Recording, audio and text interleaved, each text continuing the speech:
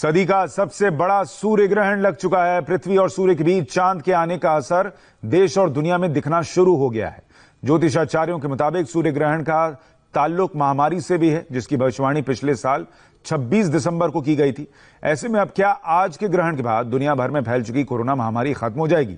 क्या 6 ग्रहों की उल्टी चाल से कोरोना काल खत्म हो जाएगा?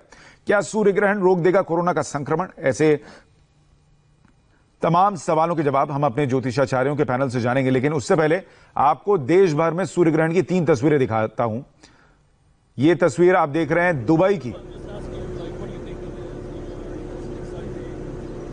सूरज लगभग गायब हो चुका है यहां पर। यह दुबई की तस्वीर आप देख रहे हैं। और कितनी कमाल की बात है कि दुनिया भर में यह सूर्य ग्रहण आप दुनिया के किस हिस्से में हैं, इस पर निर्भर करता है कि आप इसे कैसा देख पाएंगे, कितना देख पाएंगे और किस तरह से देख पाएंगे। तो ये दुबई की तस्वीरें आप देख रहे थे जहां सूरज गायब हो गया, लेकिन यही आप भारत के कुरुक्षेत्र में देखिए, अभी सूरज पर उतना असर नहीं पड़ा। दिल्ली में थोड़ा सा ऐसा लगता है जैसे किसी ने रुई के फाहे के बीच एक छोटा सा टुकड़ा कोई रख दिया है, जिसको ऊपर से काट दिया गया है।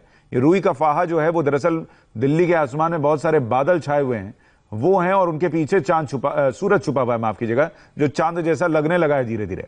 और गांधीनगर की तस्वीर देखिए, और भी खूबसूरत तस्वीर निकलकर वहां पर आ रही है। सूरज धीरे धीरे मध्यम होता हुआ, क्योंकि चांद उसे ढक रहा है।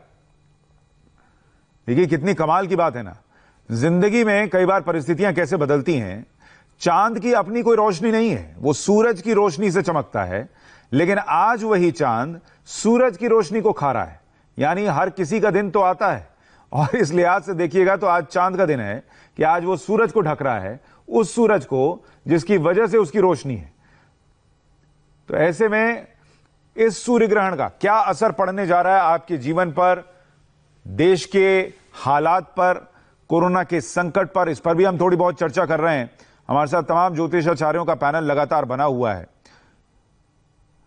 डॉक्टर रावत, आपके हिसाब से आप लोगों ने भविष्यवाणी की थी, आपने और इंदु प्रकाश जी ने, कोरोना को लेकर और उस महामारी को लेकर।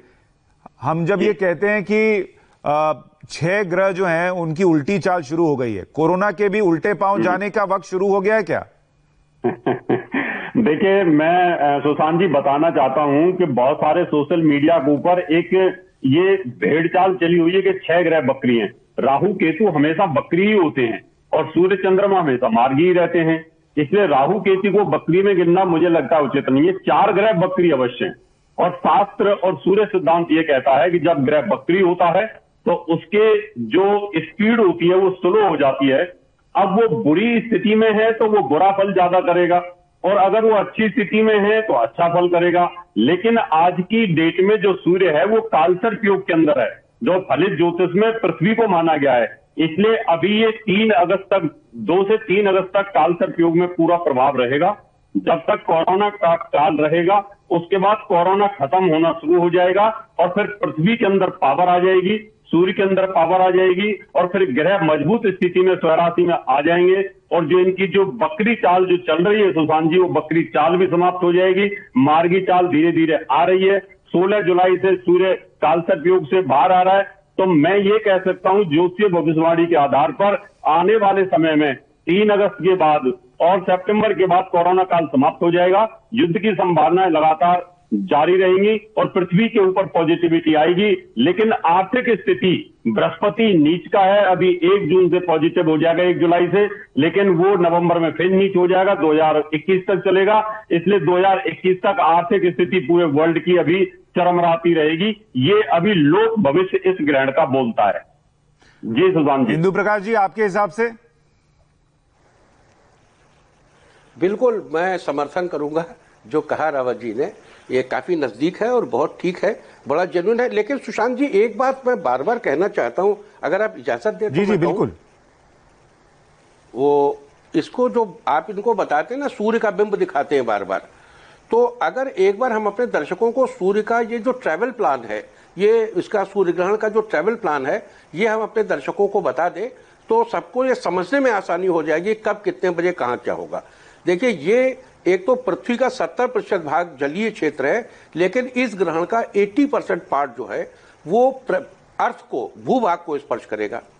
और ये चंद्रमा की छाया सबसे पहले भूमध्य रेखा पर Republic Congo, democratic Republic Congo के उत्तर के कुछ अंशों के पास पड़ेगी। फिर उत्तर की ओर थोड़ा सा मुड़कर ये लाल सागर से दक्षिण सूडान होते हुए नील नदी पार करेगी। ये जो इसकी छाया है पूरी, इसका एक ट्रैवल प्लान है।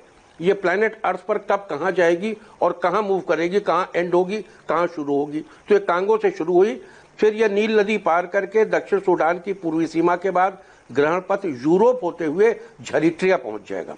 यमन के कुछ भाग को छूते हुए ये अरब प्रायद्वीप में प्रवेश करेगा। ओमान की खाड़ी और अरब सागर होते हुए ये पाकिस्तान के ग्वादर, बलूचिस्तान में पहुंचेगा। ये जो छाया है, ये ग्रहण पथ, इस छाया का जो ग्रहण पथ, छाया का पथ वो ऐसे